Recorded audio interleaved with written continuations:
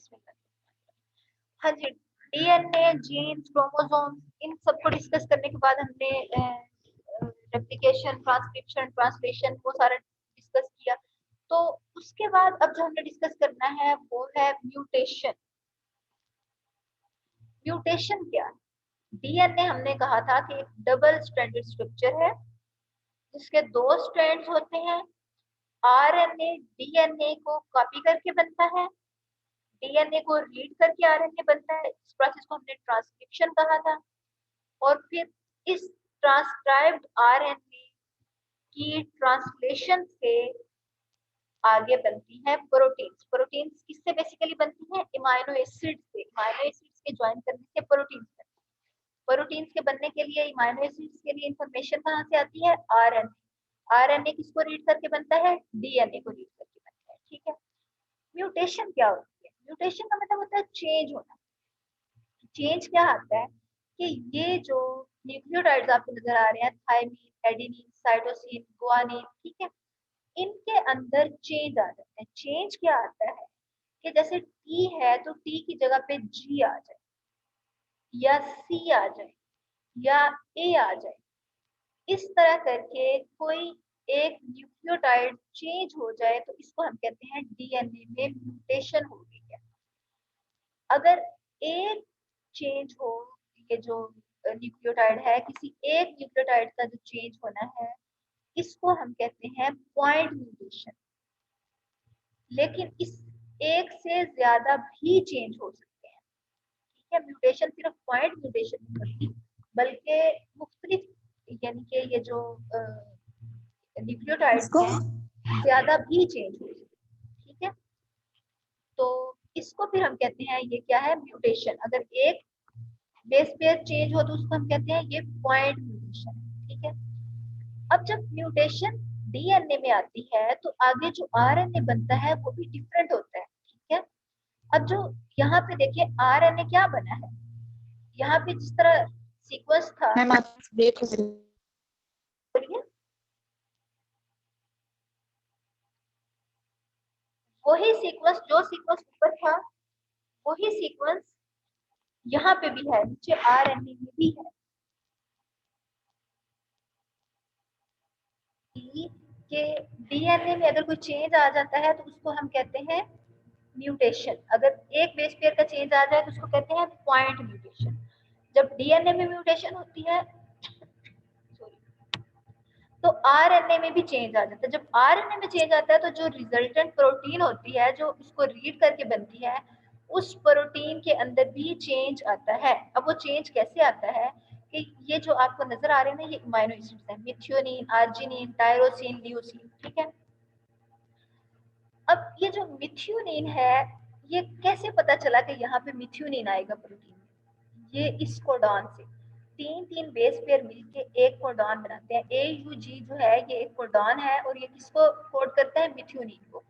सी जी जी arginine को, U A C tyrosine को, you U A leucine को। ठीक है।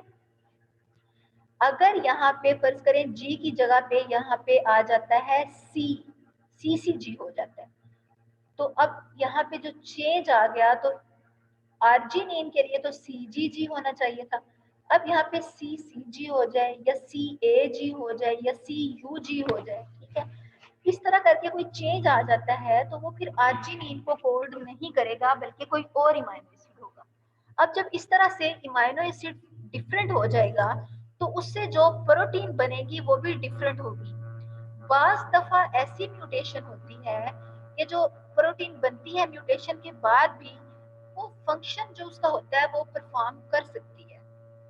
वो यानी ऐसा लिथल चेंज नहीं होता कि वो उसको डीनेचर कर दे, प्रोटीन को उसका स्ट्रक्चर बिल्कुल चेंज कर दे कि वो अपना स्पेसिफिक फंक्शन ही परफॉर्म ना कर सके। ऐसा नहीं होता। यानी बाज दफा ऐसा होता भी है, उसको हम क्या कहते हैं? ये लिथल म्यूटेशन है। बाज दफा म्यूटेशन आती है लेकिन कोई खास चेंज नहीं आता, बल्कि जो एक स्पेसिफिक स्ट्रक्चर है प्रोटीन का वो इंटेक्ट रहता है। तो उसको फिर हम कहते हैं कि अब ये जो म्यूटेशन थी ये लिथल म्यूटेशन नहीं थी। ठीक है। तो यहाँ तक आपको क्लियर हो गया कि म्यूटेशन आती कैसे है। म्यूटेशन आती है तो आरएनए में किस तरह से चेंज आता है, फिर प्रोटीन में कैसे चेंज आता है। यहाँ तक क्लियर हो गया आपको? Yes ma'am. आपके असम्पटन उसमें आपने बताया कि प्रोटीन जब फंक्शन नहीं परफॉर्म करती तो उसको क्या बोलते हैं? जी, उसकी एग्जांपल ये मैं अब आपके साथ शेयर कर रही हूँ कि जैसे कोई चेंज आया जीन के अंदर, तो अब जिस तरह ये जो है डिजीज सिकल सेल एनीमिया, ये ब्लड डिजीज है, ठीक है। इसके अंदर क्या होता है कि ब्लड की ऑक्सीजन कैरिंग कैपेसिटी जो है वो कम हो जाती है। ब्लड के अंदर जो रेड ब्लड सेल्स हैं उनका काम क्या होता है, ऑक्सीजन को कैरी करना। हम कहते हैं ना कि हमारे लिए ऑक्सीजन बहुत जरूरी है, तो ऑक्सीजन को कैरी कौन कर रहा होता है, आरबीसी, रेड ब्लड सेल्स। तो रेड ब्लड सेल्स की प्रॉपर शेप ये होती है, ओवल शेप होते हैं ये, ठीक है। ये क्या करते हैं, ऑक्सीजन को कैरी करते हैं। लेकिन जब म्यूटेशन होती है जीन्स के अंदर, किस क्रोमोसोम की जीन्स के अंदर म्यूटेशन होगी, क्रोमोसोम नंबर 11।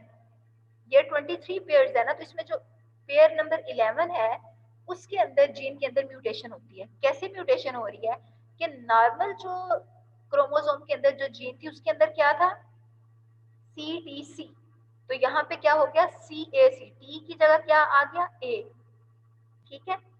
जब टी की जगह ए आया तो यहाँ पे अब आगे जो बनना था, इमाइनो एसिड बनना था, आरएनए दरमियान में ट्रांसक्राइब होना था, तो टी अगर होता तो इमाइनो एसिड ये जो आरएनए था यहाँ पे ए होना था, ठीक है। अगर टी होता तो ए होना था आरएनए में। डीएनए में अगर टी है तो आरएनए में क्या होना था, ए। अब जब ये टी चेंज होके ए में आ गया तो अब आरएनए में क्या आ गया, यू। तो अब ये जो तीन हमारे पास आए, GAG, ठीक है, इसे GLU इमाइनो एसिड बना। लेकिन जो ग्लूटामीन यानी ग्लूटामीन इमाइनो एसिड बना, लेकिन जो म्यूटेशन के बाद इमाइनो एसिड बन रहा है वो है valine. Normal red blood cells के लिए कौन सा इमाइनो एसिड होना चाहिए था, ग्लूटामिक एसिड, लेकिन अब म्यूटेशन के बाद कौन सा इमाइनो एसिड आ रहा है, वेलिन। तो उससे आरबीसी की शेप ही चेंज होगी, सिकल शेप ये होगी, द्रांति जैसे होगी। तो अब ये ऑक्सीजन को कैरी नहीं कर सकते। तो जब इस तरह से म्यूटेशन आ गई तो ये म्यूटेशन लिथल थी, और क्या फर्क हुआ कि ये जो ओवल शेप थे ये किस तरह हो गए, द्रांति की शेप में आ गए। ये देखें, ये द्रांति की शेप में और ये ओवल शेप है, इनके अंदर डिप्रेशन है, ये ऑक्सीजन को कैरी कर सकते हैं नॉर्मल, लेकिन ये जो सिकल शेप है, द्रांति की शेप में है, ये ऑक्सीजन को कैरी नहीं कर सकते, ठीक है। तो इस तरह से जो जीन्स में चेंज आई और एक डिजीज काज हुई, तो उसको हमने कहा ये एक जेनेटिक डिसऑर्डर है, ठीक है। और जेनेटिक डिसऑर्डर जो है ये इस क्रोमोसोम नंबर पे था, क्रोमोसोम नंबर 11 पे था, ठीक है। अब बाज दफा ये होता है कि जीन की बजाय क्रोमोसोम्स में एरर आ जाता है। वहां पे तो जीन के अंदर चेंज आ रही थी ना, सिंपली एक न्यूक्लियोटाइड चेंज हो रहा था, टी की जगह पे ए आ गया था। अब बाज दफा ऐसे होता है कि पूरे क्रोमोसोम के अंदर एरर आ जाता है। जैसे हमने मियोसिस में देखा था कि जो सेल में क्रोमोसोम का नंबर है वो हाफ हो जाता है, ठीक है। ये जो एग प्रोड्यूसिंग सेल था, इससे मियोसिस से जब दो एग्स बने तो दोनों में क्रोमोसोम नंबर हाफ रह गया। दो एक्स थे, दो क्रोमोसोम थे, एक्स क्रोमोसोम, तो एक एक एक्स क्रोमोसोम आ गया एग्स के अंदर, ठीक है। स्पर्म्स के अंदर क्या हुआ, एक एक्स क्रोमोसोम और एक वाई क्रोमोसोम आ गया। अब होता यह है कि बाज दफा क्रोमोसोम जब मियोसिस के दौरान सेपरेट होते हैं तो प्रॉपरली सेपरेट नहीं हो पाते। जैसे अब दो, एक के अंदर एक कॉपी जानी चाहिए ना, एक के अंदर एक एक्स जाना चाहिए। तो बाज दफा ये होता है कि एक के अंदर दोनों एक्स चले जाएंगे और इसके अंदर कुछ भी नहीं जाएगा, ये खाली रह जाएगा, ठीक है। अब ये खाली अगर इस एक्स के साथ मिलता है तो 0x हो जाएगा, ठीक है, या इसके साथ मिलता है तो 0y हो जाएगा, ठीक है। और यहाँ पे जो 3x हो गए थे, सॉरी 2x यहाँ पे आ गए थे इसके अंदर, तो ये 2x जब इस x से मिलेगा तो ये ट्रिपल x हो जाएगा, ठीक है। और ये जब ट्रिपल एक्स वाई से मिलेगा तो ये triple X Y, sorry double X Y से मिलेगा तो ये डबल एक्स वाई हो जाएगा, ठीक है। तो इस तरह करके बाज औकात क्रोमोसोम्स में भी एरर आ जाता है। यानी जब क्रोमोसोम्स एनाफेज के दौरान सेग्रीगेट होते हैं, एक दूसरे से अलहदा होते हैं, सेपरेट होते हैं, तो प्रॉपरली ये सेपरेट नहीं हो पाते, डिटैच नहीं हो पाते, और एक जो रिजल्टेंट डॉटर सेल होता है उसके अंदर दो क्रोमोसोम चले जाते हैं। हालांकि मियोसिस के बाद डॉटर सेल्स में एक क्रोमोसोम जाना चाहिए, क्रोमोसोम हाफ जाने चाहिए, लेकिन डबल क्रोमोसोम ही एक सेल में चले जाते हैं, कोई एक सेल खाली रह जाता है।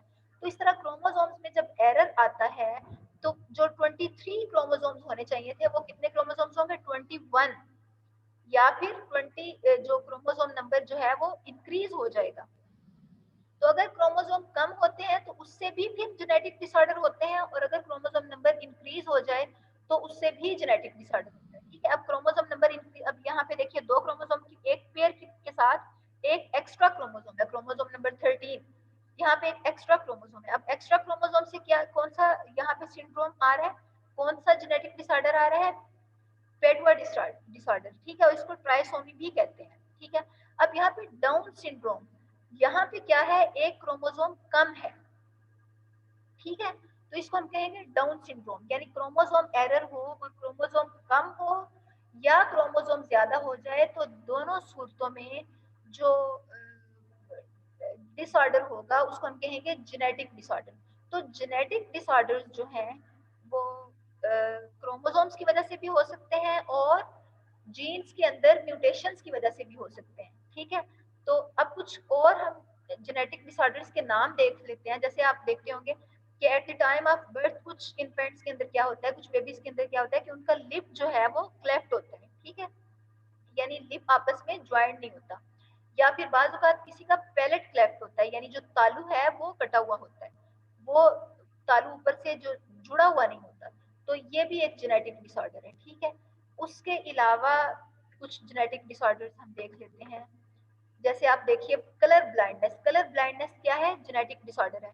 और कलर ब्लाइंड जो होते हैं वो रेड और ग्रीन कलर में को डिस्टिंग्विश नहीं कर सकते।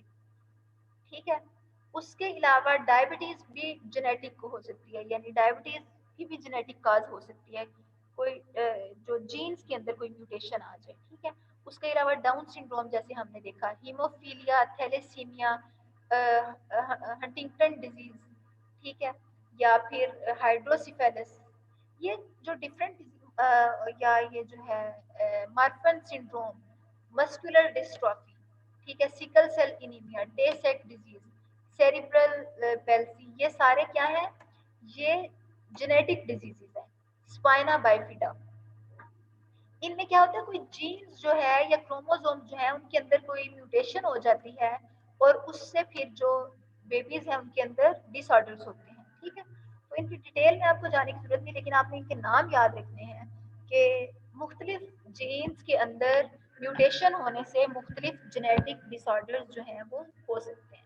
यहाँ तक कोई बात आपको ना समझ आई हो? No ma'am. सारा क्लियर हो गया? मैम Yes, डिसऑर्डर्स के यस मैम। ठीक हो गया।